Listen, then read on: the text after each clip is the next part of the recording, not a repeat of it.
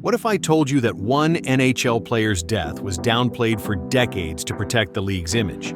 What if I told you that team doctors became drug dealers in locker rooms, that sexual predators were given championship rings, and that racism runs so deep that bananas get thrown at black players during games? These aren't conspiracy theories. For 75 years, the NHL has crafted its image as the gentleman's game, where players shake hands after playoff series and missing teeth are badges of honor.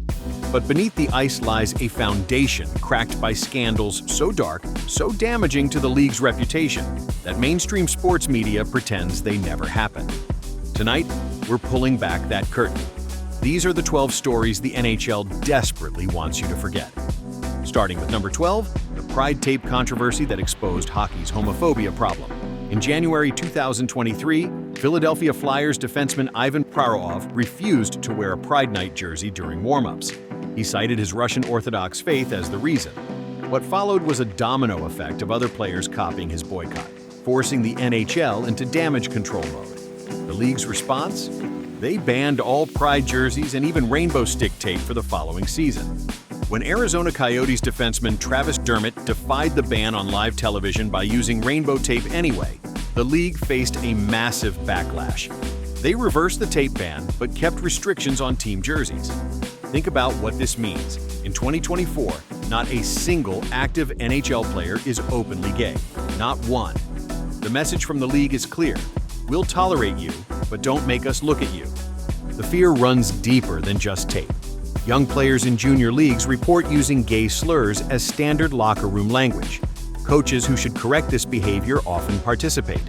One anonymous AHL player told reporters he heard gay slurs daily but was too afraid to speak up, knowing it would end his career. The NHL's official policy claims hockey is for everyone, but their actions tell a different story. When the league had a chance to stand with LGBTQ fans and players, they chose to appease the vocal minority who threatened boycotts. That choice speaks louder than any rainbow logo they might slap on their social media during Pride Month. Number 11 takes us into junior hockey's darkest secret: systematic hazing that would make military boot camps look tame. Stanley Cup winner Daniel Carcillo described his rookie season in the Ontario Hockey League as pure hell.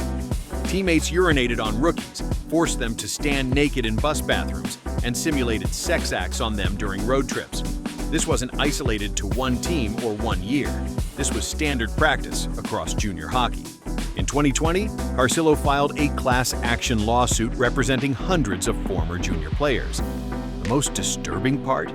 Many of these hazing rituals happened under the supervision of coaches who now work in the NHL. Players who went through this torture often turned to drugs and alcohol to cope. Some never recovered. The suicide rate among former junior hockey players is said to be 3 times the national average, but you'll never hear that statistic on a broadcast. Garrett Taylor, another plaintiff in the lawsuit, described being beaten with sawed-off goalie sticks in what teammates called birthday beatings. Rookies were forced to sit naked in the shower while veterans threw buckets of urine and feces on them. When parents complained, coaches told them their sons needed to toughen up for the pros. One coach allegedly told a parent that hazing builds character, that every NHL player went through it. What he didn't mention was how many of those players ended up addicted to painkillers by 25, divorced by 30, and dead by 40. The Canadian Hockey League settled parts of the lawsuit, but the terms were sealed. The hazing continues, just hidden better now. Moving to number 10, the story of Logan Mayu shows how teams will draft convicted sex offenders if they can score goals. In 2021, the Montreal Canadiens used their first-round pick on Mayu, who had been convicted in Sweden for taking a non-consensual sexual photo of a woman and sharing it with his teammates. The victim begged NHL teams not to draft him. She wanted time to heal without seeing her attacker's name in headlines. Montreal drafted him anyway. Major sponsors threatened to pull their support. The team claimed they would help Mayu grow as a person. By 2024, he was playing in the NHL. The victim never received a direct apology until media pressure forced one. The message to young players is simple. If you're talented enough, consent doesn't matter. The victim, who remains anonymous, wrote a powerful statement that the NHL tried to bury. She described the humiliation of having intimate photos shared in hockey locker rooms, of knowing that dozens of players had seen her most private moments and laughed. She talked about dropping out of school, developing anxiety disorders, and being unable to trust anyone. While Mayu signed his million-dollar contract, she was in therapy trying to piece her life back together. The Canadiens held press conferences about second chances and growth, but they never once reached out to check on the woman their draft pick had victimized. They only cared when sponsors threatened to pull money. Number 9 reveals how the NHL tried to buy silence about brain damage. In 2018, the league settled a class action lawsuit with over 300 former players who said the NHL hid the connection between concussions and long-term brain damage. The average payout? Just $22,000 per player. Compare that to NFL settlements that reached millions per person. But here's the catch. Every player who took the money had to sign a gag order. They couldn't talk about their injuries or criticize the league. Players who refused the settlement called it hush money. The NHL still officially denies any link between hockey and CTE, even though autopsies of dead players consistently show severe brain damage. They know the truth. They're just betting that $22,000 buys enough silence to keep it hidden. Mike Peluso, one of the plaintiffs, described waking up in hospital beds with no memory of how he got there. He had seizures at his daughter's birthday party. His wife found him unconscious in their garage multiple times. Doctors told him his brain looked like that of an 80-year-old with advanced dementia. He was 45. The NHL offered him $22,000 to never speak about it publicly. He refused. Now he spends his days warning young players about what's coming for them. But the league makes sure his voice doesn't reach mainstream media. They can't let parents know that signing their kids up for hockey might be signing their death warrant. The number 8 story starts with a car crash that killed one player and destroyed another's life. In September 2003, Atlanta Thrashers star Danny Heatley was speeding in his Ferrari when he lost control and crashed. His teammate and best friend Dan Snyder suffered massive head injuries and died 6 days later. Heatley was charged with vehicular homicide. The case was settled when Snyder's parents asked for leniency. Heatley got probation and had to give 150 speeches about safe driving. What the media didn't report was that 7 NHL players had died in high-speed car crashes since 1999. Teams were handing million-dollar contracts and sports cars to 20-year-olds with no training on how to handle either. After Snyder's death, nothing changed. Teams still give out luxury cars as signing bonuses. They're just quieter about it now. The crash scene photos, which were leaked during the trial, showed the Ferrari split nearly in half. Heatley was driving over 80 miles per hour in a 35 zone. He had been drinking, though his blood alcohol was just under the legal limit. Snyder wasn't wearing a seatbelt, something the NHL's rookie orientation barely mentioned. After the crash, several players admitted they regularly raced their sports cars on public roads. It was part of the culture, they said. Young millionaires showing off for each other. The league could have mandated defensive driving courses, could have banned sports car bonuses, could have done something. Instead, they waited for the next tragedy, and the next one, and the one after that. Number 7 exposes the summer when enforcers kept dying. In 2011, 3 NHL fighters died within 4 months. First was Derek Boogaard in May. The 28-year-old enforcer overdosed on painkillers and alcohol. His autopsy revealed severe CTE, the kind of brain damage usually seen in boxers twice his age. Then, in August, Rick Rypien was found dead in his home at 27. He had battled depression for years. 2 weeks later, Wade Belak hanged himself in a Toronto hotel at 35. 3 enforcers dead in one summer, all under 40, all with histories of depression and substance abuse. The league's response was to create a mental health hotline. But here's what they didn't address. These men were paid to destroy their brains for entertainment. Team doctors handed out painkillers like candy to keep them on the ice. When their careers ended and the pills stopped, they were left with scrambled brains and no support system. The death toll among former enforcers continues to climb, but the NHL still employs fighters. They just don't talk about what happens to them after retirement. Boogaard's family donated his brain to Boston University. Researchers found he had been living with stage 2 CTE, which causes memory loss, impulse control problems, and depression. His father described finding hundreds of pill bottles hidden around Derek's apartment. Team doctors had prescribed them all. The Wild and Rangers knew he was addicted, but kept supplying him because they needed him to fight. Rypien left behind journals describing his mental anguish, how he couldn't sleep without seeing the faces of men he'd beaten bloody. Belak's widow said he'd been having violent nightmares, waking up swinging at invisible opponents. The NHL's mental health hotline can't fix scrambled brains. It's a Band-Aid on a severed artery. The number 6 incident turned a hockey game into attempted murder. In February 2000, Boston Bruins enforcer Marty McSorley was furious at being out-muscled by Vancouver's Donald Brashear. With 3 seconds left in the game, McSorley skated up behind Brashear and swung his stick like a baseball bat at his head. Brashear collapsed and began convulsing on the ice. McSorley was charged with assault with a weapon in a Vancouver court. He received 18 months probation, the maximum suspension in NHL history at the time. But the real story is what happened to Brashear. He suffered severe post-concussion symptoms for years. His career was never the same. McSorley's swing cost Brashear millions in lost earnings and quality of life. The trial revealed disturbing details that mainstream media downplayed. Brashear testified about constant headaches that felt like his skull was splitting open. He couldn't play with his children without getting dizzy. Bright lights made him vomit.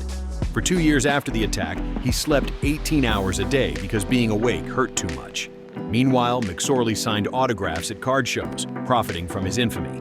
The NHL never offered Brashear compensation or long-term medical care.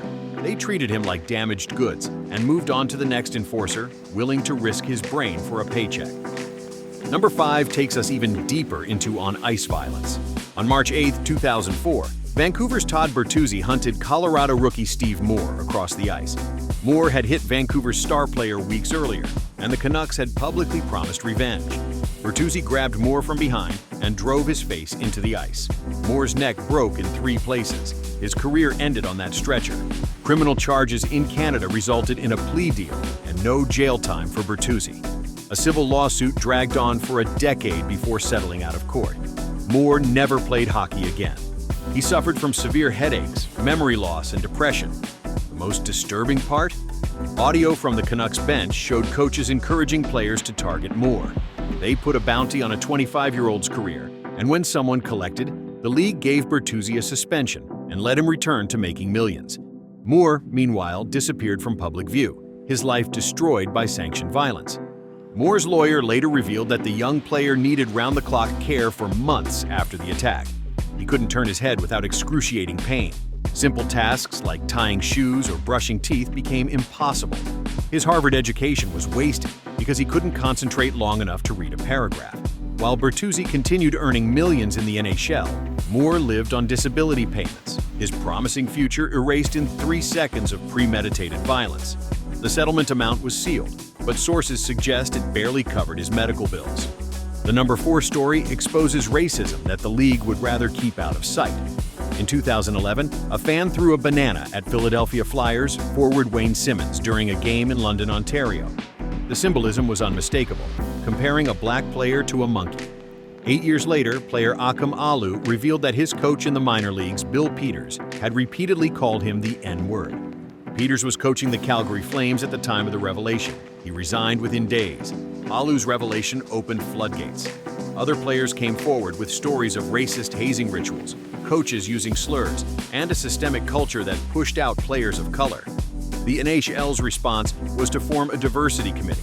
That committee was disbanded within 2 years after the league rejected every meaningful reform they proposed. Today, less than 5% of NHL players are black. In management and coaching, the number is even lower. The banana throwing wasn't an isolated incident. It was a symptom of a disease the league refuses to treat. Number 3 exposes how the Chicago Blackhawks chose winning over protecting players from sexual assault. In 2010, video coach Brad Aldrich sexually assaulted prospect Kyle Beach during the team's Stanley Cup run. Team executives found out immediately. They held a meeting to discuss it. Their decision? Wait until after the playoffs to deal with it. The Blackhawks won the Stanley Cup that year. Aldrich got his name on the trophy and a championship ring. After quietly leaving the Blackhawks, Aldrich went on to work at a high school where he sexually assaulted a student. That victim sued the Blackhawks, asking how they could let a known predator work with children. It took 11 years for Kyle Beach to come forward publicly. When he did, the investigation revealed that everyone in Blackhawks management knew. They all chose silence. The team was fined $2 million, pocket change for an NHL franchise. Beach's career was destroyed. He never made the NHL, blackballed for being a victim. Meanwhile, several executives involved in the cover-up continued working in hockey until public pressure forced them out. The number 2 story spans decades and hundreds of victims. Graham James was a junior hockey coach who molested players throughout the 1980s and 90s. His victims included future NHL stars Sheldon Kennedy and Theoren Fleury. James was so brazen that he would assault players on team buses while other coaches looked the other way. Parents complained. Billet families raised concerns. Nothing happened. When James was finally convicted in 1997, he served less than 3 years in prison. He was quietly pardoned in 2007, then convicted again in 2012 when more victims came forward. Court records showed over 350 separate assaults. The hockey establishment knew for years and did nothing. Even after his convictions, James received day parole in 2016. His victims still struggle with trauma, addiction, and PTSD. Fleury's autobiography revealed he played entire NHL seasons while blackout drunk, self-medicating to forget the abuse. The junior hockey system that enabled James hasn't fundamentally changed. Coaches still have unsupervised access to teenage players. The next Graham James is probably coaching right now. Which brings us to number 1, the ongoing CTE crisis that will eventually destroy hockey as we know it. Derek Boogaard was paid to fight. Standing 6'7" and weighing 265 pounds, he was employed specifically to punch other players in the face. By the time he died of an overdose at 28, he had consumed thousands of prescription painkillers. Team doctors had prescribed them. When his brain was examined, researchers found CTE damage typically seen in 70-year-old dementia patients. Boogaard wasn't unique. Bob Probert, Rick Rypien, Wade Belak, Steve Montador, and dozens of other NHL players have died young with severe brain damage. Every single NHL player whose brain has been examined post-mortem has shown signs of CTE. Every single one. The NHL's response? They claim there's no proven link between hockey and brain damage. They point to their concussion protocols while ignoring that subconcussive hits. The thousands of small impacts players take every season cause just as much damage as the big hits. Here's what's coming. A wave of lawsuits that will make the NFL's billion-dollar settlement look small. Former players are dying in their 40s and 50s from brain diseases. Their families are keeping the brains for evidence. When the dam breaks, when hundreds of widows and orphans march into court with proof that the NHL knew and did nothing, the league will face an existential crisis. Youth hockey participation is already dropping as parents learn about CTE. One day, maybe soon, the talent pipeline will dry up. The sport will die not from lack of fans, but from lack of players willing to sacrifice their brains for entertainment. The NHL wants you to focus on the highlights, the goals, the saves, the championships. They need you to ignore the bodies piling up, the cover-ups, the systemic abuse. These stories aren't anomalies or bad apples. They're the natural result of a sport that values violence, enables predators, and treats players as disposable entertainment products. The only question left is how many more victims there will be before the public demands change.